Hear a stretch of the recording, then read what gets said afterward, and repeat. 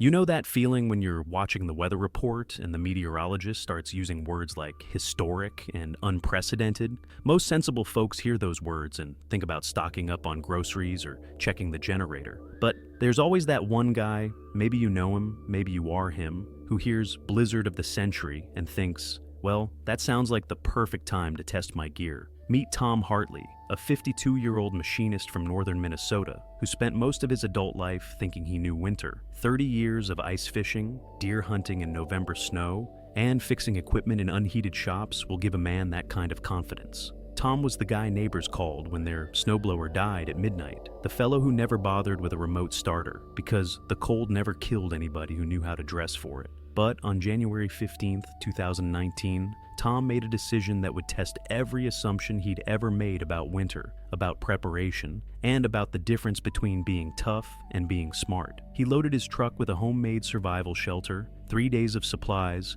and drove straight into what meteorologists were calling the most dangerous winter storm in decades. Why would a man who'd lived through 40-plus Minnesota winters deliberately camp in a blizzard? The answer tells us something important about the kind of pride that can save your life, or end it. The genesis of overconfidence. It started 6 months earlier on a perfectly ordinary July camping trip. Tom and his buddy Mike were sitting around a campfire in the Boundary Waters, griping about their heavy four-season tent and how complicated modern camping gear had become. You know, Tom said, poking at the fire with a stick, my grandfather used to trap up here in the 1940s with nothing but a canvas lean-to and a wool blanket.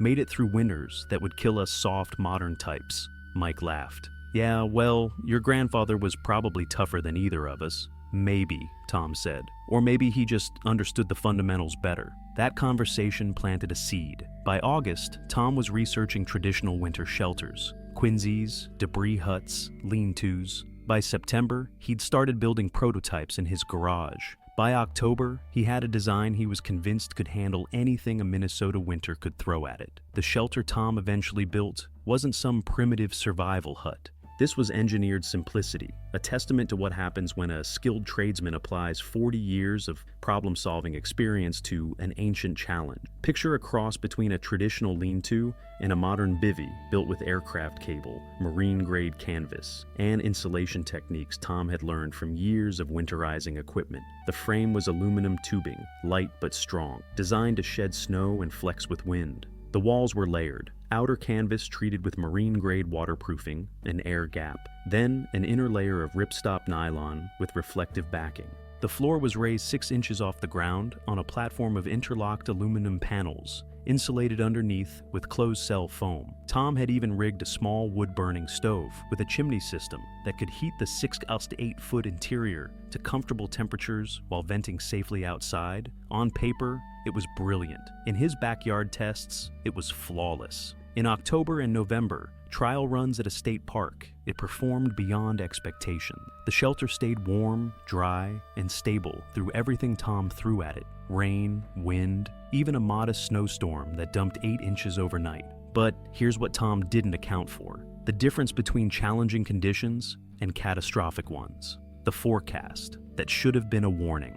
January 2019 brought something meteorologists hadn't seen in decades. A polar vortex collapse that was about to slam the upper Midwest, with temperatures not recorded since the 1800s. By January 13th, weather services were issuing warnings that sounded more like evacuation notices than winter weather advisories. Dangerous, life-threatening cold, the National Weather Service declared. Frostbite possible in minutes. Avoid outside activity. Wind chills were forecast to hit minus 60 degrees Fahrenheit.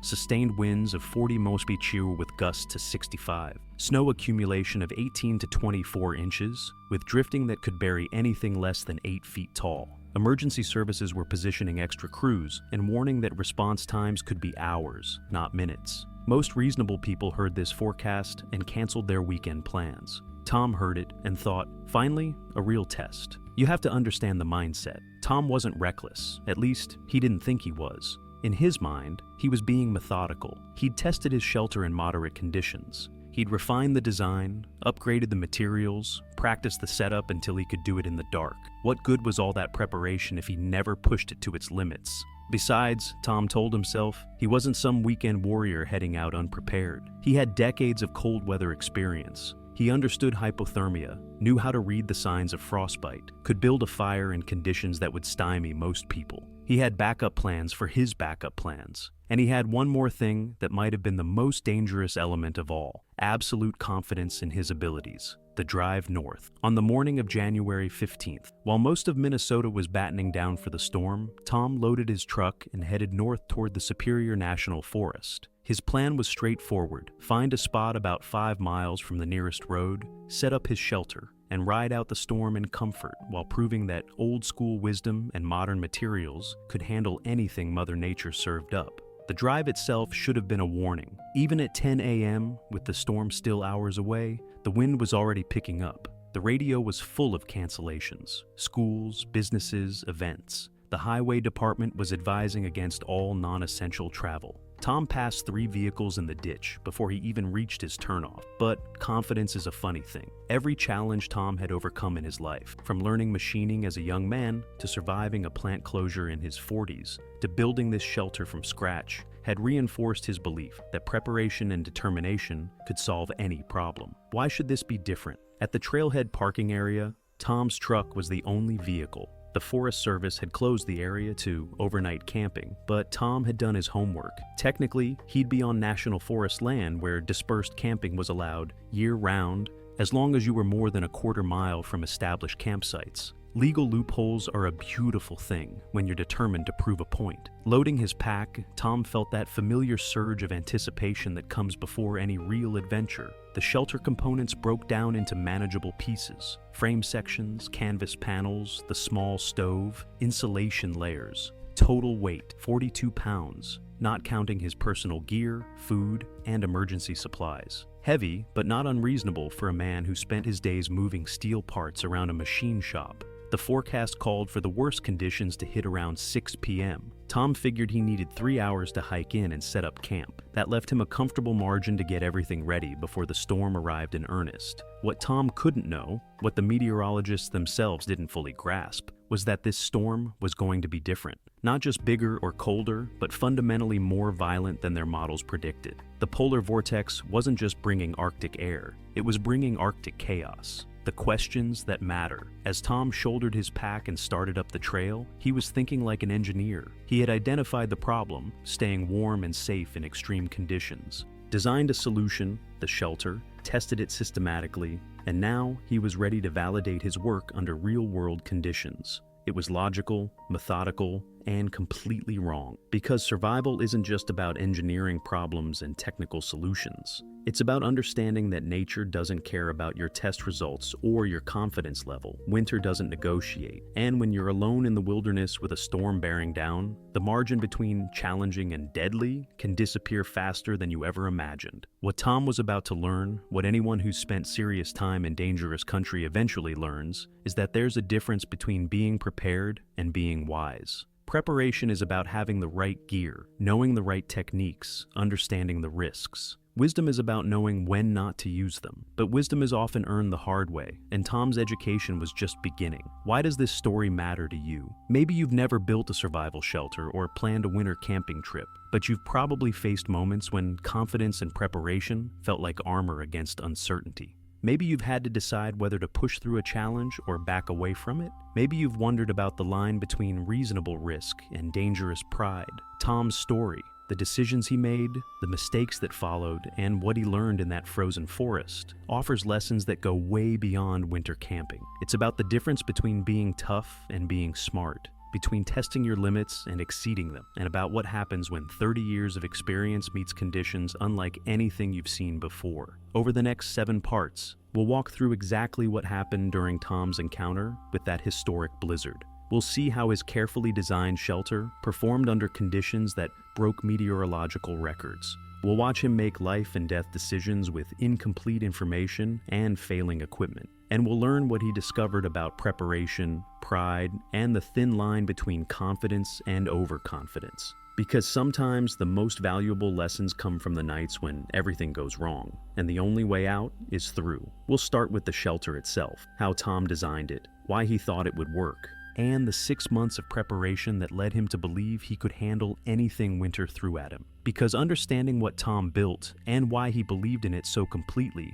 is the key to understanding everything that happened next. The storm was still 6 hours away when Tom started hiking. By the time he realized what was really coming, retreat would no longer be an option. If you've ever spent time in a machine shop, you know the sound, the steady hum of precision equipment cutting metal to exact specifications. It's a sound that speaks to order, control, and the satisfaction of solving problems with your hands. For 30 years, that sound had been Tom Hartley's daily soundtrack. So when he decided to build the ultimate winter shelter, he approached it the same way he'd approach any manufacturing challenge, with careful planning, precise execution, and absolute confidence in his ability to engineer a solution. But here's the thing about nature. It doesn't follow blueprints. Tom's garage workshop told the story of a man who believed every problem had a solution, if you just applied enough knowledge and effort. Pegboards lined with tools organized by size and function, a workbench that could double as a surgical table, bins of hardware sorted by thread pitch and material grade. This was where Tom had rebuilt motorcycle engines, fabricated custom parts for vintage cars,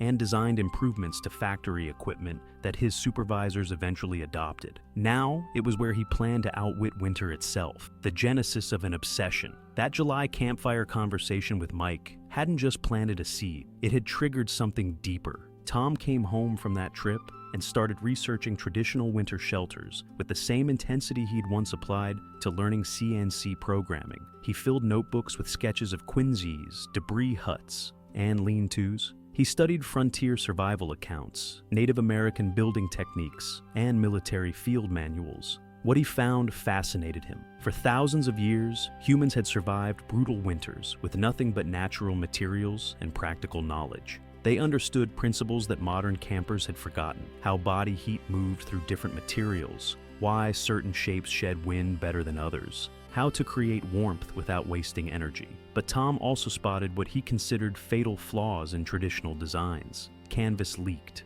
Wood frames were heavy and prone to breakage. Natural insulation compressed when wet. Traditional methods worked, but they worked with significant compromises that Tom's modern materials and manufacturing knowledge could eliminate. What if, Tom asked himself one August evening, studying a diagram of a trapper's lean-to, I took the best ideas from the old-timers and built them with materials they could never have imagined? That question launched 6 months of obsessive engineering. The design evolution. Tom's first shelter prototype looked like something a caveman might build if cavemen had access to Home Depot. It was a basic lean-to frame made from PVC pipe, covered with a blue tarp and insulated with fiberglass batting. He set it up in his backyard one September weekend and spent a night in it when the temperature dropped to 40 degrees. The results were educational, in the way that all failures are educational. The PVC frame flexed so much in a modest breeze that Tom felt like he was sleeping inside a metronome. The tarp collected condensation that dripped steadily onto his sleeping bag. The fiberglass insulation absorbed moisture from the air and turned into a soggy, useless mess by morning. But Tom had identified the core challenges: structural stability, moisture management, and insulation efficiency. Now, he just needed to solve them. Version 2 upgraded to aluminum tubing for the frame, aircraft grade 6-61 that was light, strong, and wouldn't flex in wind. Tom welded the joints himself, creating a geodesic structure that distributed stress loads efficiently. He replaced the tarp with marine-grade canvas, the kind used for boat covers, and added grommets every 6 inches for secure attachment points. This version performed better, but it revealed new problems. The aluminum conducted cold directly from the ground, turning the floor into a heat sink. The canvas, while waterproof, didn't breathe, creating a sauna effect that soaked everything with condensation. And the whole shelter was still too heavy, nearly 60 pounds when packed. Tom spent October refining the design. He added a raised floor system using interlocked aluminum panels, creating an air gap between the ground and the living space. He experimented with different canvas treatments, eventually settling on a dual-layer system with an outer waterproof shell and an inner breathable liner. Most importantly, he solved the weight problem by switching to a tension cable system that eliminated the need for heavy frame joints. The final design was elegant in its simplicity. The frame consisted of lightweight aluminum tubes connected by aircraft cable in a web pattern that could be adjusted for different terrain. The shelter itself was more like a high-tech tent than a traditional lean-to, a streamlined wedge shape that would shed wind and snow while maximizing internal space. The walls were Tom's masterpiece of engineering. Starting from the outside, marine-grade canvas treated with silicone waterproofing, then a 1-inch air gap maintained by spacer fabric, then a layer of reflective insulation, another air gap, and finally an inner wall of ripstop nylon with a DWR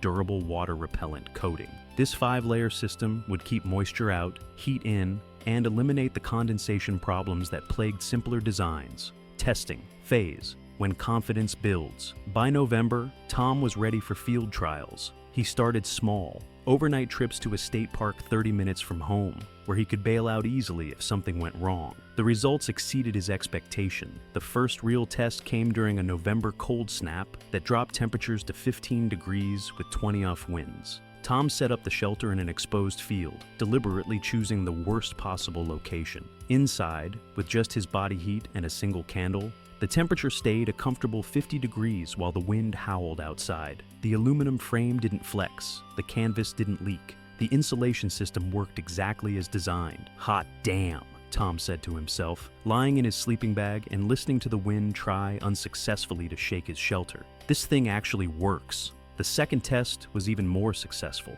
A December storm dumped 10 inches of snow over 2 days, while Tom stayed dry and warm inside his creation. He cooked meals on a small backpacking stove, read by LED lantern light, and slept better than he did in most hotels. When he emerged after the storm passed, his shelter had shed the snow perfectly, leaving clean lines and no structural stress. But Tom wasn't satisfied with just staying warm and dry. If this shelter was going to be the ultimate winter survival system, it needed its own heat source, something more reliable than body warmth and safer than an open flame in a confined space. That's when he designed the stove system, the heat solution. Tom's stove was a marvel of compact engineering, a miniature wood burner no bigger than a coffee can, with a double wall design that maximized heat output while minimizing fuel consumption. The firebox was made from stainless steel, with carefully calculated air intake holes that created a clean, efficient burn. The chimney was collapsible aluminum tubing that could be assembled quickly and vented safely through a reinforced port in the shelter wall. The whole system weighed less than 3 pounds and could heat the shelter to 70 degrees, even when outside temperatures dropped below zero. Tom tested it extensively in his backyard, burning everything from split oak to pine needles to paper birch bark. The stove consumed minimal fuel. A handful of finger-thick sticks would burn for an hour and heat the shelter for 2 hours after the fire died down. With the stove system perfected, Tom felt he had created something unprecedented, a shelter that combined the time-tested wisdom of traditional design with the performance of modern materials and the precision of engineered systems. It was portable enough for backpacking, quick enough to set up in bad weather, and capable of keeping him alive and comfortable in conditions that would challenge a heated cabin. The confidence trap. Here's where the story takes a psychological turn that anyone who's ever mastered a skill will recognize. Success breeds confidence, and confidence can blind you to the difference between controlled testing and real-world chaos. Tom had tested his shelter in cold weather, wet weather, and windy weather. He'd slept in it during snowstorms and ice storms. He'd practiced the setup until he could assemble the entire system in darkness, by feel alone. Every test confirmed his belief that he'd solved the fundamental challenges of winter survival. But there's something insidious about testing under conditions you control. When you choose the location, pick the weather window, and know you can quit anytime things get difficult. You're not really testing, you're confirming your existing beliefs. Tom's shelter had never faced true adversity because Tom had never put himself in a position where he couldn't retreat. Military trainers understand this principle. They know the difference between training exercises and combat, between simulated stress and real consequences. The best training tries to bridge that gap by introducing unpredictability, time pressure, and genuine stakes. But even the most realistic training can't fully replicate the psychological pressure of knowing that failure means death. Tom's tests had been rigorous by camping standards, but they were still essentially elaborate backyard experiments. He'd never spent a night when the weather was actively trying to kill him. He'd never had to make life or death decisions with frozen fingers and an exhausted mind. He'd never faced the moment when all your preparation meets chaos and you discover which one is stronger. That January morning, loading his truck for the trip north, Tom felt the quiet satisfaction of a craftsman about to validate years of careful work. His shelter had passed every test he could devise. His skills had been honed by decades of outdoor experience. His preparation was thorough, his equipment was proven, and his confidence was absolute. What Tom didn't understand, what he couldn't understand until he experienced it, was that nature doesn't care about your test results. A blizzard isn't a controlled experiment. It's a chaotic system with its own agenda, and that agenda doesn't include your survival. The forecast was calling for historic cold, unprecedented wind, and snowfall that would bury everything less than 8 feet tall. Tom heard those warnings and thought about his test results, his engineering solutions, and his decades of cold weather experience. He didn't think about the difference between surviving weather and surviving weather that's actively trying to kill everything it touches. The last normal morning, that January morning, as Tom performed his final equipment check in the garage, everything seemed perfectly ordinary. His pack was organized with military precision, shelter components in the main compartment, stove and fuel in side pockets, 3 days of food in bear-proof containers. His clothing was layered according to a system he'd refined over years of winter hunting. His emergency gear included GPS beacon, satellite communicator, first aid supplies, and enough backup equipment to handle any reasonable contingency. He'd even told his neighbor Bob where he was going and when to expect him back. "If you don't hear from me by Thursday morning," Tom said, "call the sheriff's office and give them these coordinates." It was exactly the kind of precaution that experienced outdoorsmen always took.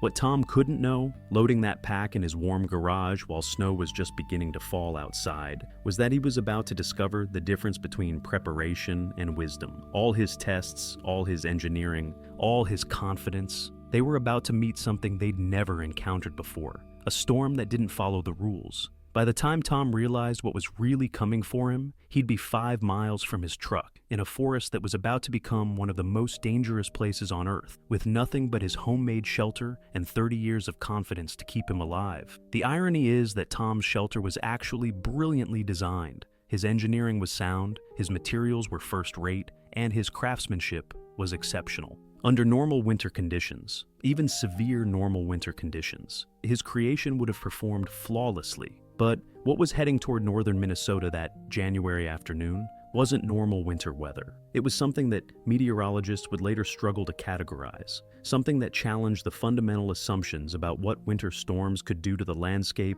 and everything living in it. Tom was about to learn the hardest lesson the wilderness teaches, that there's always something worse than the worst thing you've prepared for. The first snowflakes started falling at 2:17 p.m., just as Tom reached the halfway point of his 5-mile hike. He noted the time automatically. 30 years in manufacturing had trained him to track everything that mattered, and weather timing definitely mattered when you're carrying 42 pounds of gear into the wilderness. The flakes were small and dry, the kind that drift more than fall, nothing threatening about them. Tom had hiked through plenty of snow squalls that started exactly like this and amounted to nothing more than a light dusting by evening. But something about the way these flakes moved caught his attention. They weren't just falling, they were swirling, dancing in air currents that seemed to change direction every few seconds. That should have been his first real warning. Tom had chosen his route carefully, following an old logging road that would take him deep enough into the Superior National Forest to avoid casual hikers, but not so deep that he'd be completely cut off from civilization. The road was barely visible under a foot of old snow,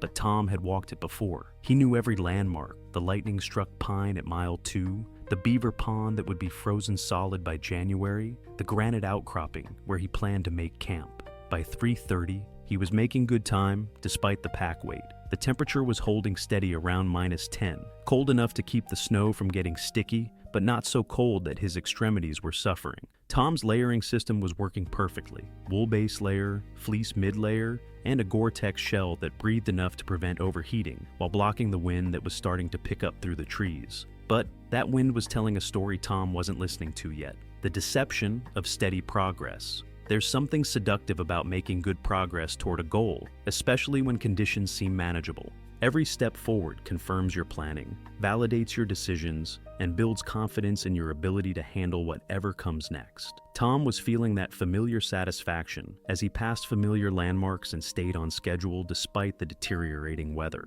The snow was falling harder now, but not dramatically so. Visibility was still good, maybe half a mile through the forest. The wind was noticeable, but not threatening, creating that distinctive whisper and roar sound as it moved through different types of trees. Tom had heard that sound thousands of times during Minnesota winters. It was background noise, not a cause for concern. What Tom didn't realize was that he was hiking into the outer bands of something meteorologists would later describe as a bomb cyclone, a storm system that was intensifying so rapidly it was creating its own weather pattern. The gentle snow and modest wind he was experiencing weren't the storm itself. They were just the storm's reconnaissance patrol.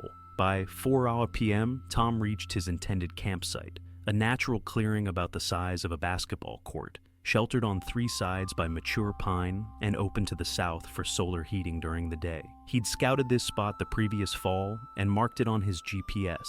The terrain was ideal, level enough for easy setup, elevated enough for drainage, and protected enough to break the worst wind while still allowing his stove's chimney to draw properly. Tom dropped his pack and took a moment to assess conditions. The snow was now falling steadily, not quite heavy enough to call a snowfall, but definitely more than flurries. Visibility had dropped to maybe a quarter mile. The wind was becoming more consistent, creating a low moaning sound in the pine tops that any experienced outdoorsman recognizes as a sign of strengthening weather. But here's the critical decision point that would define everything that followed. Tom still had time to retreat, the point of no return. At 4:15 p.m., Tom made the choice that would turn an ambitious camping trip into a survival ordeal. He could have looked at the deteriorating conditions, acknowledged that the weather was building faster than forecast, and hiked back to his truck while he still had daylight and manageable condition. It would have been the smart choice, the safe choice, the choice that most experienced outdoorsmen would have made without hesitation.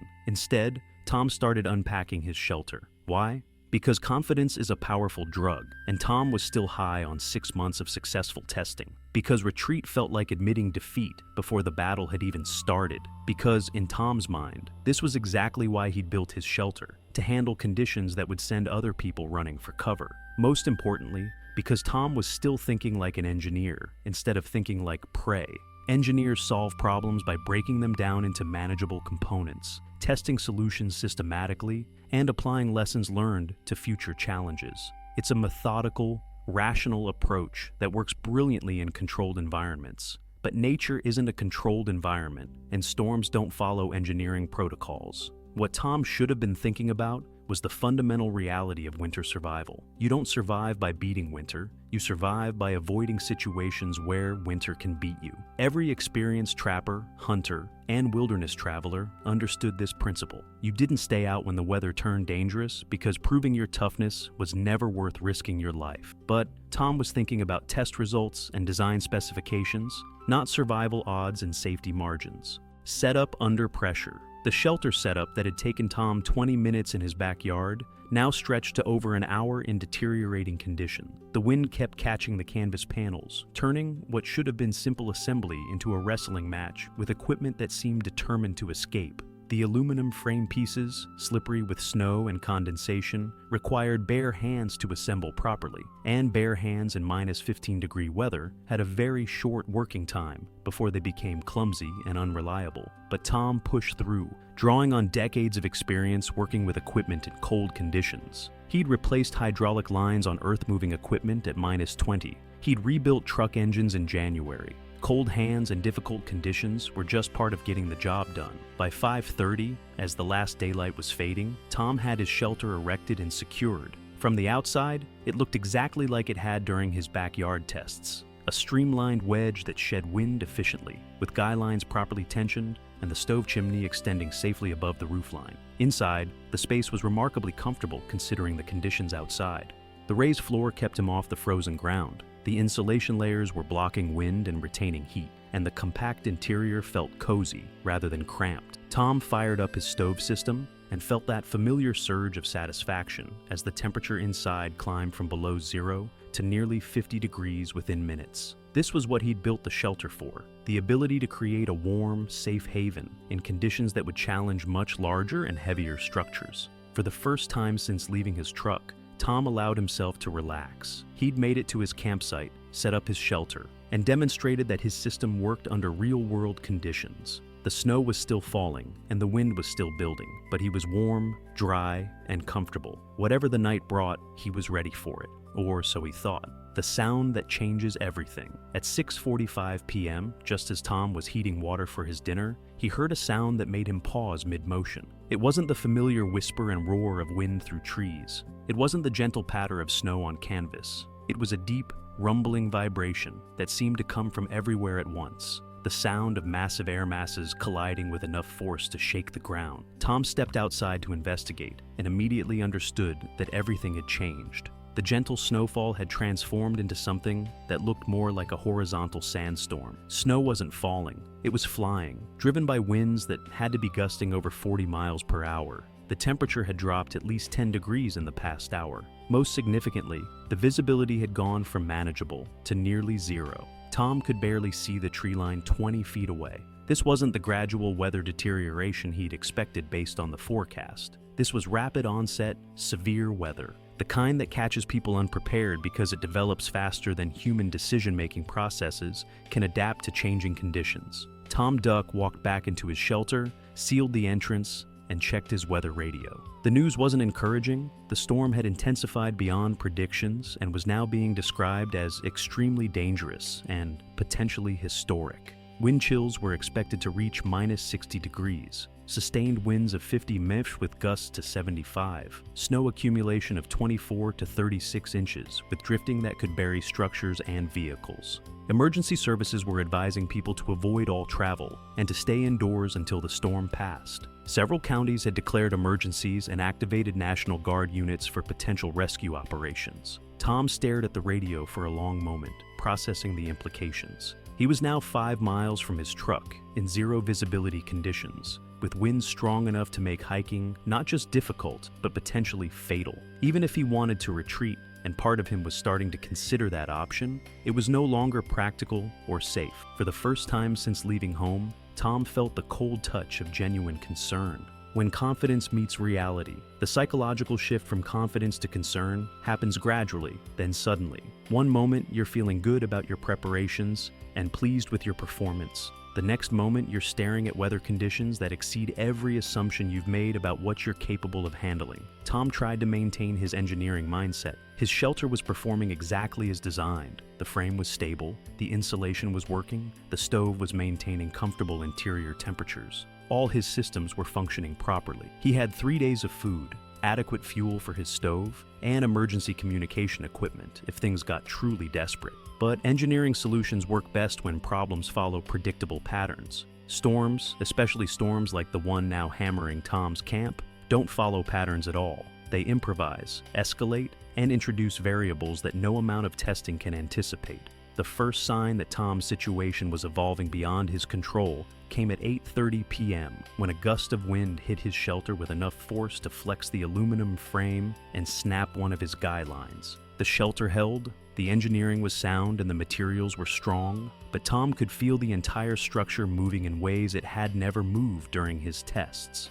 He suited up and went outside to assess the damage. The broken guy line was fixable, but what he saw while repairing it wasn't reassuring. Snow was already accumulating around his shelter at a rate that suggested he'd be dealing with serious drifting by morning. More concerning, the wind wasn't just strong, it was chaotic, shifting directions unpredictably and creating pressure waves that hit his shelter like invisible sledgehammers. Tom fixed the guy line, added extra stakes for security, and retreated back inside. His shelter was holding, but it was being tested in ways no backyard experiment could simulate. Every gust brought new stresses, new sounds, new reminders that he was no longer in a controlled testing environment. As he settled into his sleeping bag and listened to the storm rage outside, Tom began to understand the difference between being prepared and being ready. He was prepared. His gear was solid, his skills were proven, and his planning had been thorough. But readiness was something different. Readiness was about being mentally and emotionally equipped to handle situations where preparation wasn't enough. The storm was just getting started, and Tom was about to learn what happens when 30 years of winter experience meets weather conditions that rewrite the rules about what winter storms can do.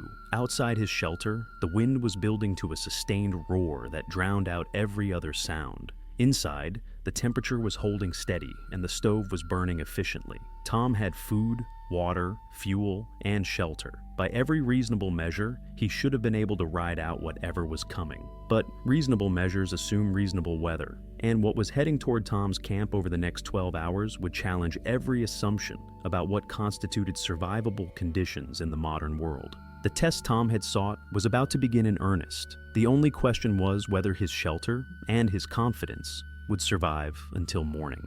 At 10:30 p.m., Tom's perfectly engineered heating system began trying to kill him. He was lying in his sleeping bag, listening to the storm intensify outside and feeling reasonably confident about his situation, when the first hint of trouble appeared as a barely perceptible smell. Not quite smoke, not quite something burning, but definitely something that didn't belong in his carefully controlled environment. Tom sat up and scanned the interior of his shelter by LED headlamp light. Everything looked normal. The stove was drawing properly, the chimney was venting cleanly, and the interior temperature was holding steady at a comfortable 65 degrees. But that smell was getting stronger, and 30 years of industrial experience had taught Tom never to ignore unusual odors in enclosed spaces. He traced the smell to its source and felt his stomach drop.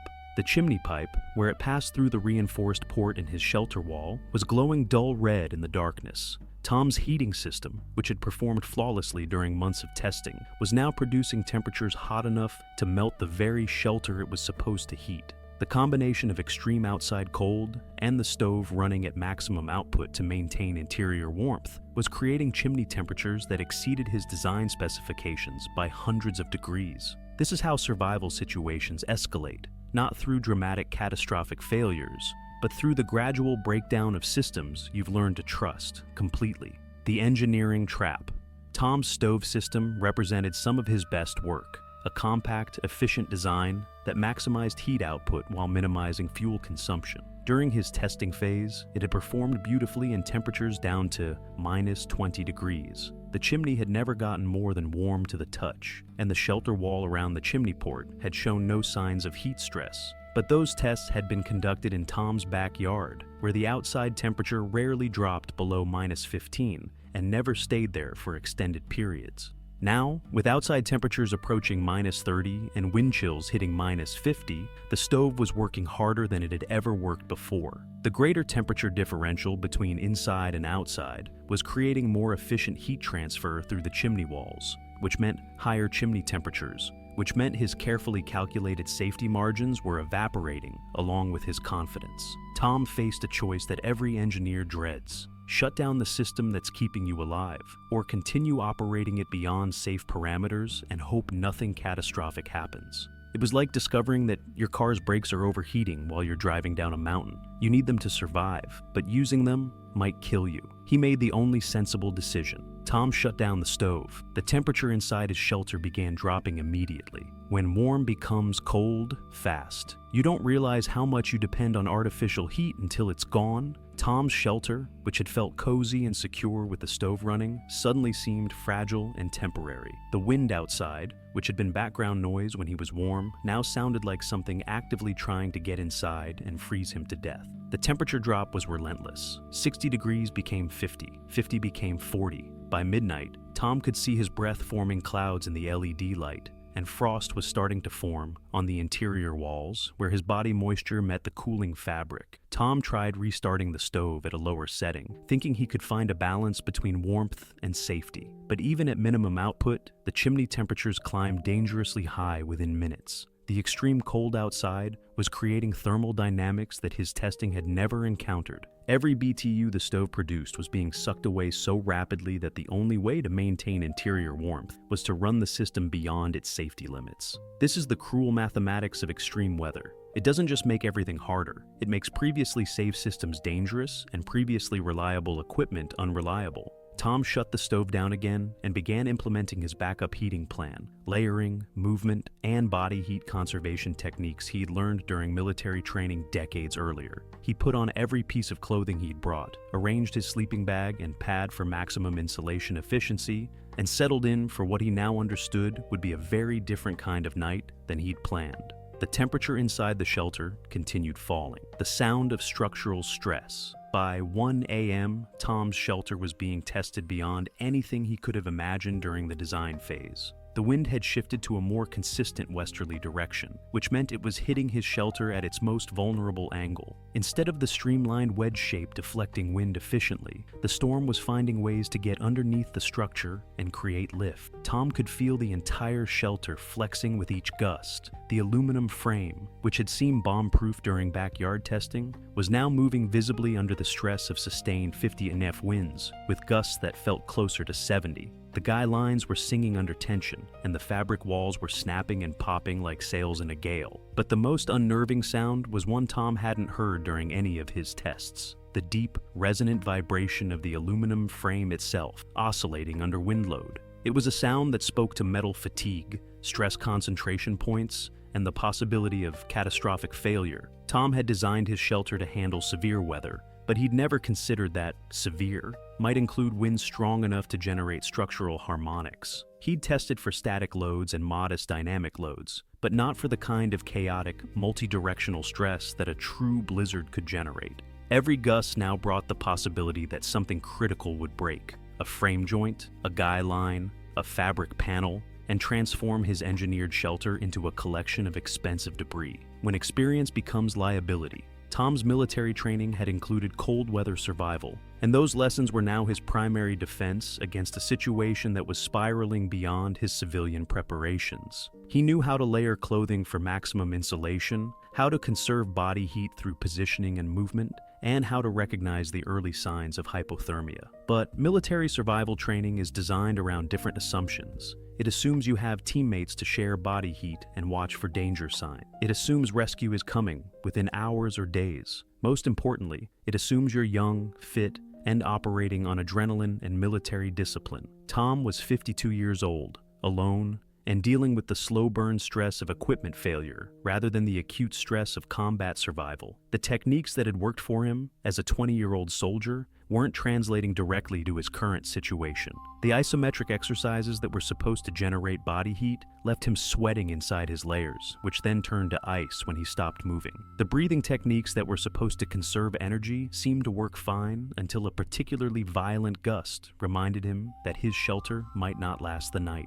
And the mental discipline that was supposed to keep him focused and positive was being eroded by the growing realization that he'd made a fundamental error in judgment. Tom had confused being tough with being smart. He'd relied on 30 years of winter experience without recognizing that this storm was outside the bounds of normal winter experience. Most critically, he'd trusted his engineering solutions without considering that engineering solutions work best within the parameters they're designed for. This storm wasn't following any parameters. The 2 a.m. revelation by 2 Alta a.m., with the interior temperature of his shelter hovering around 20 degrees and falling, Tom had to confront the possibility that his situation might be genuinely life-threatening. It wasn't dramatic realization, no moment of panic or sudden understanding, just the gradual recognition that the cold was winning. His feet were starting to lose sensation, despite wool socks and insulated boots. His hands were becoming clumsy and slow, despite liner gloves and heavy mittens. Most concerning, he was starting to feel that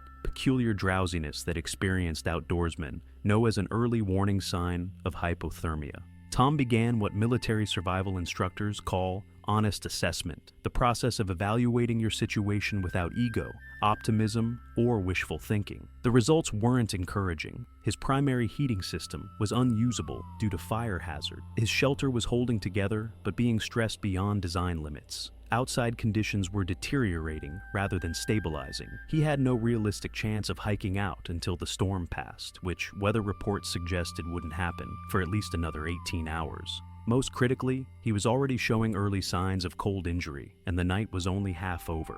Tom activated his satellite communicator and sent a status message to his emergency contact. Weather worse than expected. Shelter holding, but no heat. Monitoring situation. we'll update in AM. It was the kind of message that said everything and nothing, reassuring enough to avoid triggering an unnecessary rescue response, but clear enough to establish a timeline for concern if he didn't check in again. What Tom didn't say in that message, because he wasn't ready to admit it even to himself, was that he was beginning to understand the difference between a challenging camping trip and a survival situation. The line between them wasn't dramatic or obvious. It was just the slow recognition that your margin for error was shrinking towards zero, and that mistakes you could recover from in normal conditions might kill you under extreme condition. The cascade effect survival instructors teach that most wilderness fatalities result from cascading failures rather than single catastrophic events. One small problem leads to another, which creates conditions for a third, until a series of manageable challenges becomes an unmanageable crisis.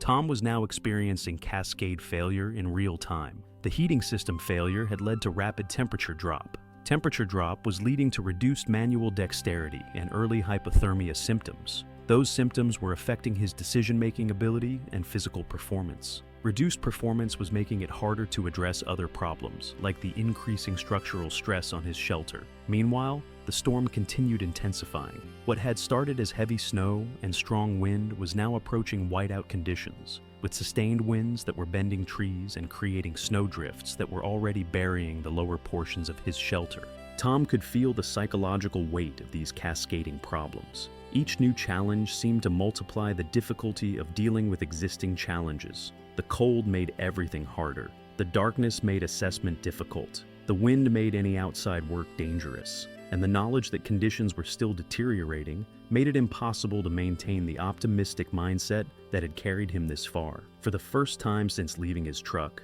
Tom began to seriously consider activating his emergency beacon and calling for rescue. But even that option was complicated by conditions that were beyond anything local. Rescue services routinely handled. Ground-based rescue would be impossible in these winds and visibility conditions. Helicopter rescue would be out of the question. Even if he called for help, it might be hours or days before anyone could reach him, and he'd still need to survive until they arrived. The long hours before dawn. The period between 2 a.m. and 6 a.m. represents the most dangerous time for anyone dealing with cold exposure. Your body temperature is naturally at its lowest. Your mental acuity is reduced by sleep deprivation and stress. And psychologically, these are the hours when despair feels most reasonable and hope seems most foolish. Tom spent these hours in constant motion, isometric exercises to generate body heat, equipment checks to assess his situation, and mental exercises to maintain focus and avoid the kind of decision-making errors that turn difficult situations into fatal ones. He also spent these hours learning what every survival expert eventually learns, that surviving isn't about being tough enough to endure whatever comes.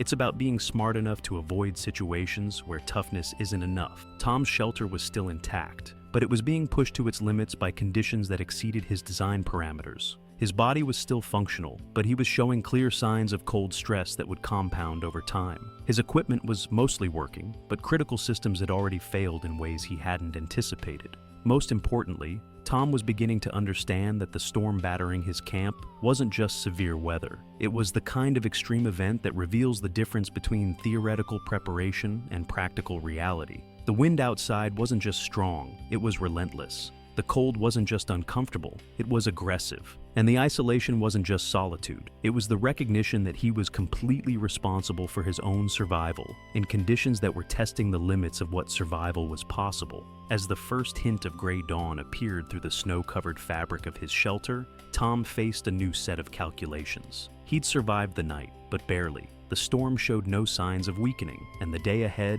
would bring its own challenges, including the need to assess damage, conserve energy, and make decisions about whether to stay put or attempt some kind of movement towards safety.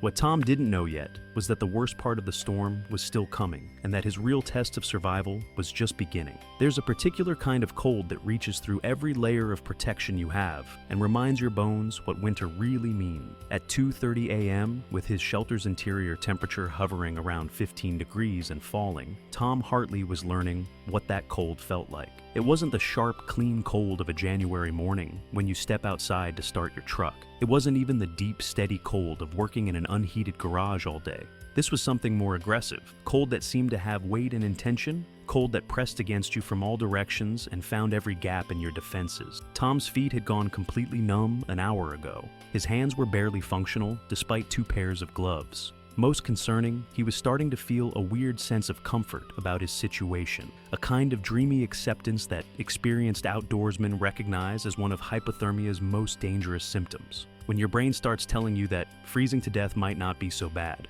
it's time to get serious about staying alive, the mathematics of heat loss. Tom had always understood cold weather survival in theoretical terms. He knew that the human body loses heat through conduction, convection, radiation, and evaporation. He knew that hypothermia progresses through predictable stages, from shivering and discomfort to confusion and eventually unconsciousness. He'd read the textbooks, taken the classes, and even experienced mild hypothermia during military training. But theoretical knowledge and lived experience are different creatures entirely. What the textbooks don't tell you is how exhausting it is to fight off serious cold. Every calorie your body burns to generate heat is a calorie you won't have available for thinking clearly, moving efficiently, or making the kind of critical decisions that survival depends on. It's like trying to balance your checkbook while running a marathon, physically possible, but practically very difficult. Tom calculated that his body was now burning roughly twice as many calories as normal, just maintaining core temperature. His food supplies, which had seemed adequate for a 3-day trip, suddenly felt insufficient for what might become an extended survival situation. More immediately, his energy reserves were depleting at a rate that would leave him dangerously weak within hours. This is where military survival training both helped and hindered him. The techniques he'd learned for generating body heat, isometric exercises, controlled breathing, mental focus, were all sound. But military survival scenarios assume you're young, fit, and operating on a timeline measured in hours until rescue. They don't account for middle-aged civilians who need to pace themselves for potentially days of self-rescue. Tom had to recalibrate everything he thought he knew about cold weather endurance. The shivering stops. At 3:15 a.m., Tom's body stopped shivering. To an untrained observer, this might seem like improvement, as if his body had adapted to the cold and no longer needed to generate heat through muscle contractions. Tom knew better. When your body stops shivering in truly cold conditions, it's not because you're getting warmer. It's because your body is shifting into conservation mode,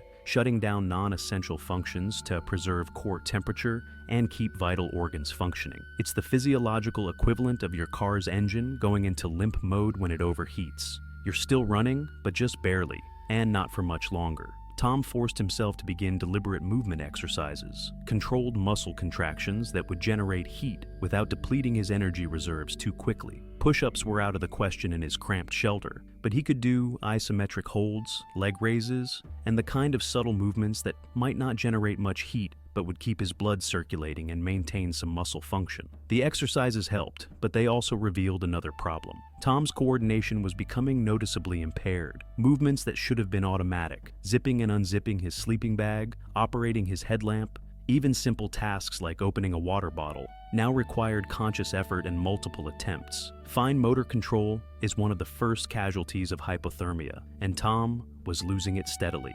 When time becomes the enemy. The hours between 3 a.m. and dawn represent a psychological battleground for anyone dealing with a survival situation. These are the hours when your body is naturally at its weakest, when sleep deprivation compounds physical stress, and when the human tendency toward despair and panic are strongest. Military survival instructors call this the dark night of the soul, the period when more people give up, make fatal mistakes, or simply stop fighting to stay alive than during any other part of a crisis. Tom had been awake for nearly 20 hours, under stress for 12 of them, and fighting serious cold for 6. His mind was starting to play tricks on him. Simple problems seemed impossibly complex. Basic decisions required enormous mental effort, and occasionally, he'd catch himself just sitting still, staring at nothing, lost in a kind of hypothermic stupor that felt almost pleasant. That pleasant feeling was the most dangerous symptom of all. Tom forced himself to establish a schedule: 15 minutes of movement exercises, 15 minutes of mental tasks, inventory, planning, problem solving, 15 minutes of rest, then repeat. The schedule was arbitrary, but it gave him something to focus on besides the cold and the wind, and the growing certainty that his situation was deteriorating beyond his ability to control. Every 15-minute cycle was a small victory. Every completed hour was a major achievement. The goal wasn't to solve his problems. in current conditions, most of his problems were unsolvable. The goal was simply to remain functional until conditions improved enough to take action. The sound of systems breaking. At 4 a.m., Tom heard a sound that made his stomach clench. The sharp crack of aluminum under stress, followed by a change in the way wind was hitting his shelter. One of his frame joints had failed. Tom suited up and crawled outside to assess the damage. The wind hit him like a physical blow, driving snow horizontal with enough force to sting exposed skin even through his face mask. Visibility was essentially zero. He couldn't see his own feet in the swirling white chaos, but he could feel the damage. One of the primary frame supports had bent under wind load, changing the shelter's aerodynamic profile and creating stress concentrations that were threatening other joints. The shelter was still standing, but its structural integrity was compromised in ways that might lead to complete failure if the wind continued to intensify. Tom had brought repair materials, duct tape, spare cable, emergency clamps, but implementing repairs in these conditions was nearly impossible. His hands were too cold to manipulate small parts effectively. The wind made it difficult to even stay upright, much less perform precise work, and every minute outside was sapping body heat he couldn't afford to lose. He managed a crude temporary repair using duct tape and a broken tent stake as a splint, but he knew it was inadequate. His shelter, which had seemed so robust during testing, was now barely holding together under conditions that exceeded every assumption he'd made about worst-case scenarios. Back inside, Tom had to confront an ugly truth. His primary survival asset was failing, and he didn't have the resources or conditions necessary to fix it properly. The inventory of diminishing option. Dawn was still 2 hours away when Tom conducted what survival experts call a hard inventory, a complete, honest assessment of resources, conditions, and realistic options going forward. The results were sobering. Physical condition, early-stage hypothermia with impaired fine motor control, reduced coordination, and significant energy depletion. Still functional, but degrading steadily. Shelter status. Structurally compromised and vulnerable to complete failure in continued high winds. Interior temperature around 10 degrees and falling. Equipment status. Heating system unusable due to fire risk. Communication equipment functional but limited rescue options in current weather. Food and water adequate for current consumption but insufficient for extended survival scenario. Weather conditions, sustained winds over 50 km/h with higher gusts. Continued heavy snow and near zero visibility. No indication of improvement in forecast period. Rescue probability, essentially zero until weather conditions improve significantly. The mathematics were stark. Tom's shelter might not last another night. His body heat reserves were depleting faster than he could replace them. The storm showed no signs of weakening, and rescue wasn't coming anytime soon. For the first time since leaving his truck, Tom had to seriously consider the possibility that he might not survive this experience. The mental battle hypothermia doesn't just affect your body, it attacks your mind in ways that can be more dangerous than the physical symptoms. As core temperature drops, the brain's ability to process information, make decisions, and maintain emotional stability degrades steadily. Tom found himself cycling between false confidence and deep despair. One minute, he'd feel certain that his shelter would hold and the storm would pass, that he just needed to tough it out until morning brought better conditions. The next minute, he'd be convinced that he was going to die alone in the woods, that his engineering pride had led him into a situation that would kill him. Both mental states were dangerous. False confidence could lead to poor decisions and inadequate precautions.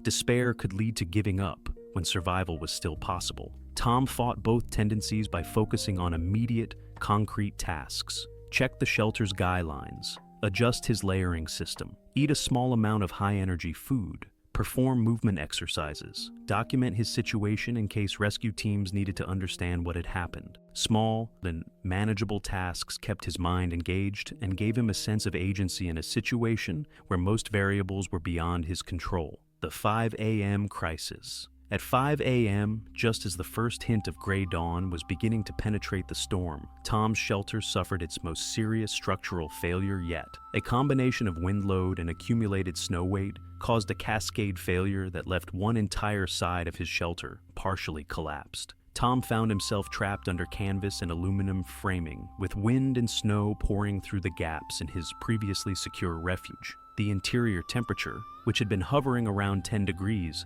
immediately began dropping toward the outside temperature of -30.